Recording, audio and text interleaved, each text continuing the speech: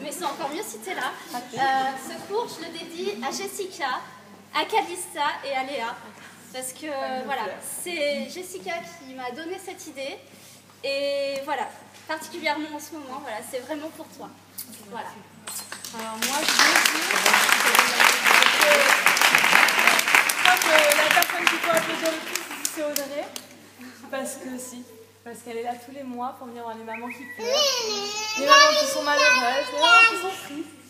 Et grâce à elle, on garde le sourire, on garde le moral et on avance. Voilà.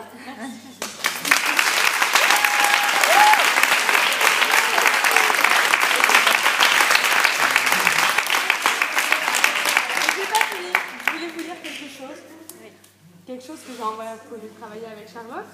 Alors Charlotte Bouvard, c'est la fondatrice de l'association SOS Tréma.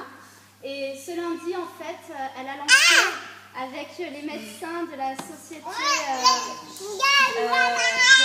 de néonatologie française le collectif Prématurité pour revendiquer haut et fort la voix des parents Tréma et des enfants, les pauvres qui ne peuvent pas s'exprimer, pour améliorer les choses, pour que ça avance et que ça bouge enfin et qu'il y ait des vraies solutions apportées parce qu'il y a la détresse psychologique, oui, mais il n'y a pas que ça, il y a tout le quotidien autour, tout le matériel, tout le côté matériel autour qui n'est pas pris en compte et il n'y a rien qui est fait pour les parents.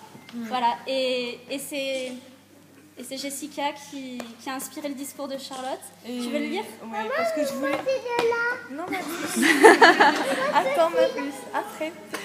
Et en fait, je voulais juste que vous compreniez le sens de la SOS Tréma et le sens à ce que c'est que de vivre ça. Et que vous sachiez à quelle pierre à l'édifice vous apportez tous en étant là aujourd'hui. Et en partageant ça avec la terre entière, si on pouvait, quel sens ça peut prendre pour la vie de tous les gens qui vivent ça, parce qu'il y a 65 000 enfants qui naissent prématurés en France quand même. 65 000 chaque année. Pas mal? Et dans le monde, c'est un enfant sur 10. Une naissance sur 10, c'est un enfant prématuré. Bon, moi j'en ai fait 2. Alors je vais vous raconter juste pour que vous sachiez un petit peu... Je vous lis le discours parce que je ne peux pas le dire de moi-même parce que sinon je vais pleurer, que j'ai voulu mettre du maquillage aujourd'hui, alors je vais essayer de le dire sans pleurer, voilà, parce que c'est déjà dur de le dire, alors sans pleurer, on va faire un gros effort.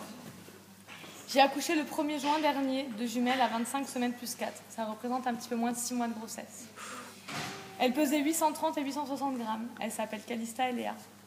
Elles ont subi 5 mois et demi d'hospitalisation, au cours desquels on a vécu au rythme des machines, des progrès, l'angoisse de la mort, tous les jours, en dents de scie. Un jour ça va, un jour ça va pas. Un jour on sauvera vos filles, le lendemain on ne peut plus rien faire, puis on peut faire, puis on ne peut plus rien faire.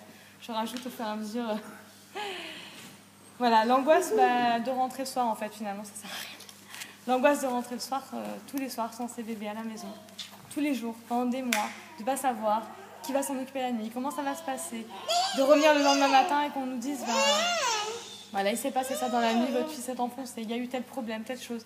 Et d'être seul au monde parce qu'il n'y a personne pour vous aider, ni le congé maternité, ni rien. Personne n'est là, vous êtes tout seul. Il n'y a que SOS Préma qui est là, Audrey, voilà, qui vient tout le temps. Mais c'est ça d'être seul au monde, vraiment comme le film, seul au monde, c'est la prématurité, seul au monde. Alors, s'il vous plaît, il faut que... Moi, c'est fait. J'ai fait ma prématurité, je l'ai presque survécu, on va dire. Je ne l'oublierai jamais, je m'en remettrai jamais, c'est pas possible. Mais il y a d'autres parents qui vont vivre ça et il ne faut plus jamais que ça se passe comme ça pour personne parce que c'est trop juste horrible, quoi. Voilà. Donc merci d'être là, puis merci d'être là pour les futures fois, puis merci de partager, puis voilà. Merci, juste merci.